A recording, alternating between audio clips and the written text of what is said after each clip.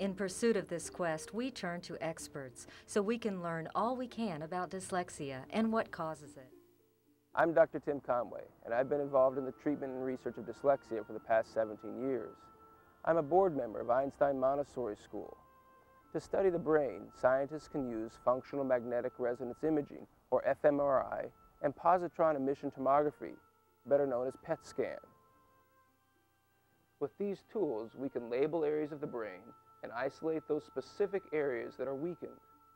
This weakness, or interruption in the firing of neurons and synapses, slows down the learning process.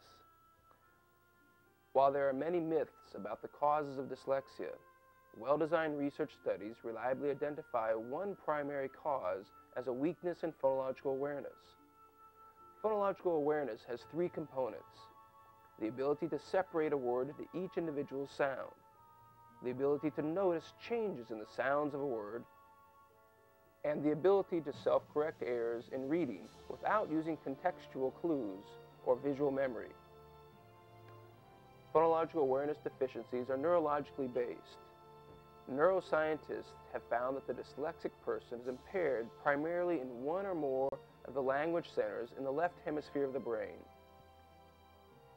Many scientists believe that children with dyslexia compensate by using different areas of their brain, and they are in many cases creative thinkers. These language centers are located in Broca's area of the brain, which is responsible for speech production. Wernicke's area is responsible for language comprehension. The angular gyrus converts printed letters or words to sounds. The supramarginal gyrus is used for phonological processing. The superior temporal gyrus handles general auditory input and perception. The prefrontal cortex is the auditory working memory, which is important for self-correcting errors in reading, spelling, and speech. All of these regions must work together well to enable the most efficient functioning of the brain. Although an exact location in the brain that causes reading difficulties has not been found, and there may not be one single location responsible, there is empirical evidence that the most common cause of reading problems is deficiency in phonological awareness. The good news is that even the most severely dyslexic child can achieve dramatic reading improvements. To accomplish this, we must keep moving forward in developing and using therapies to improve phonological awareness. Our research-based programs have attained high reading gains. The cornerstone of our methodology is the Lindenwood Phoneme Sequencing Program for reading, spelling, and speech, also known as the LIPS program.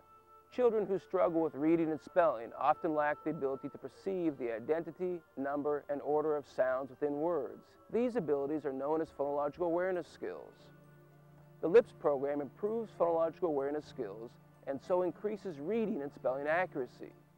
This program focuses on using visual, auditory, and oral motor feedback. This use of multiple senses is the most effective way we know to teach the sound and letter associations that are central to all alphabetic languages. This knowledge of the brain can help us to better understand the daily struggles of children with dyslexia. And we must strive to understand, because traditional teaching methods simply are not working. They depend on rote memorization, which does not improve basic processing abilities, like sounding out words for reading. Describes the noun. What color would it be? Describes a noun. Does this describe nouns? Good thinking. So we want Brianna blew many bubbles. Does it need a sticker? No. No, no sticker.